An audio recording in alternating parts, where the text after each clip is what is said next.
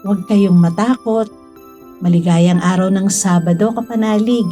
Kapistahan ngayon ni San Benito Abad. Pagbati po sa lahat ng mga kapatid nating Benedictines. Ito po si Sister Rose Agtarap ng Daughters of St. Paul para sa mabuting balita. Magnilay tayo sa Ebanghelyo ayon kay San Mateo.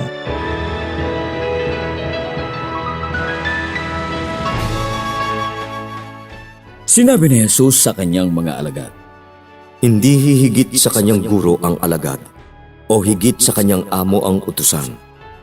Hangad lamang ng alagad na tularan ang kanyang guro, at ng utusan ang kanyang amo.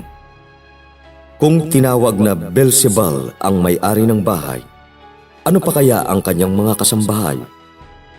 Kaya huwag kayong matakot sa kanila. Walang tinatakpan na di nabubunyag, at walang natatago na di nahahayag. Ang sinasabi ko sa inyo sa dilim, ipahayag ninyo sa liwanag. Ang narinig ninyo ng pabulong, ipahayag mula sa bubong. Huwag matakot sa mga nakapapatay ng katawan, ngunit hindi ng kaluluwa. Matakot kayo sa may kapangyarihang sumira ng kaluluwa, pati ng katawan sa impyerno.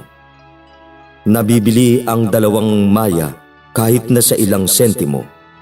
Wala isa mang bumabagsak sa lupa na hindi niloloob ng Ama. At kayo, bilang na pati buhok sa inyong ulo. Kaya, huwag kayong matakot. Mas mahalaga kayo kaysa mga maya. Ang sino mang kumilala sa akin sa harap ng mga tao, ay kikilalanin ko sa harap ng aking Ama sa langit. At ang ayaw kumilala sa akin sa harap ng mga tao, ay hindi ko rin kikilalanin sa harap ng aking Ama sa langit.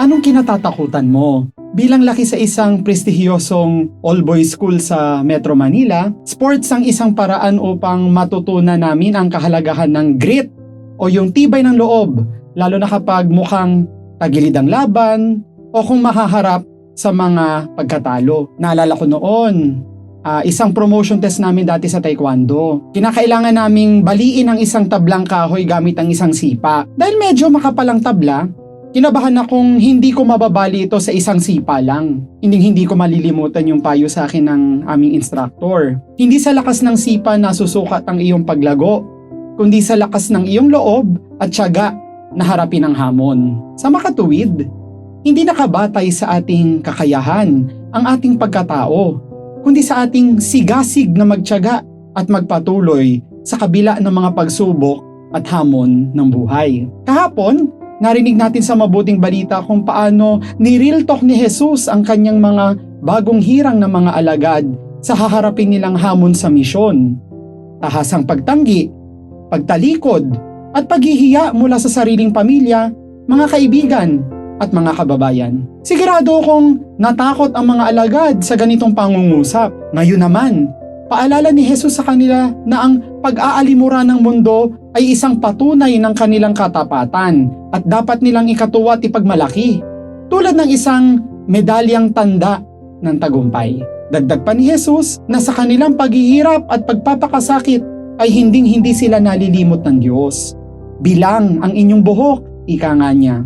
Mga kapanalig, normal na susubukin ng mundo ang ating pamumuhay bilang Kristiyano. May mga pagkakataon din na tayo'y panghihinaan ng loob at tatalikod, tulad ng mga alagad.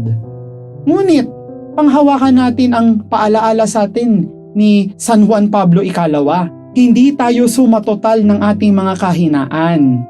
Tayo ay sumatotal ng pag-ibig ng Ama at ng ating tunay na kakayahang maging kawangis ng kanyang anak. Hindi nasusukat ang halaga ng ating pagkatao sa ating mga pagkahin at pagkatalo, kundi sa pagmamahal ng Diyos na nagpapalakas sa ating bumangot, sumubok muli. Kapit lang tayo dahil sa pag-ibig ng Diyos, kailanmay hindi tayo tuluyang mabibigo.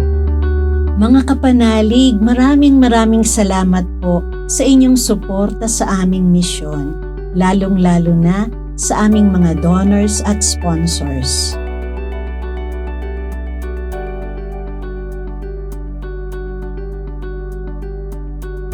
Subscribe, like, share, and follow po lines sa aming social media accounts.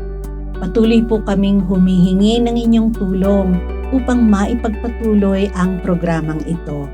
Maaari po ninyong ipadala ang inyong love offerings at donasyon sa aming donations channels. Ipadala po ninyo ang inyong mga intensyon at kahilingan at makakaasa kayo na isasama namin kayong lagi sa aming panalangin araw-araw. Ito pong muli si Sister Rose na nag-aanyaya sa inyong manalangin kay San Benito. Mahal na San Benito, hinihiling ko na sa pamamagitan ng iyong banal na pagpapala, pangalagaan mo ako, ang aking mga mahal sa buhay at ang aming tahanan ngayon at araw-araw upang hindi kami mahiwalay kay Jesus at Maria. Iligtas mo kami sa lahat ng tukso, espiritual na pang-aapi at pisikal na karamdaman. Hinihiling namin ito sa ngalan ni Jesucristong aming Panginoon. Amen.